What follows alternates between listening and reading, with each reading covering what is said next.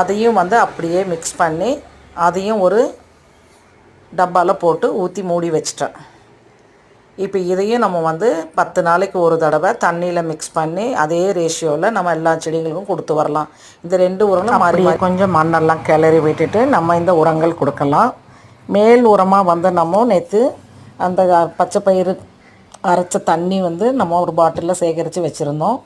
அதில் ஒரு மூடி நீம் ஆயில் ஸ்ப்ரே 1 லிட்டருக்கு 1/4 மூடி டிஷ்வாஷ் போட்டு நம்ம மேல் உரங்களாக கொடுத்துட்ருக்கோம். அப்படின்னா அந்த பூச்சி தாக்குதல் இருக்காது, மாவு பூச்சி தொல்லைகள் வராது. தொடர்ந்து 3 நாள் நம்ம கொடுக்கணும். கொடுத்துட்டு அதுக்கப்புறம் வாரத்துக்கு ஒரு தடவை கொடுக்கணும். நான் இந்த மாதிரி இடையில கொடுக்காதனால தான் என்னுடைய கத்திரிக்காய் செடி வேஸ்ட் ஆகிடுச்சு.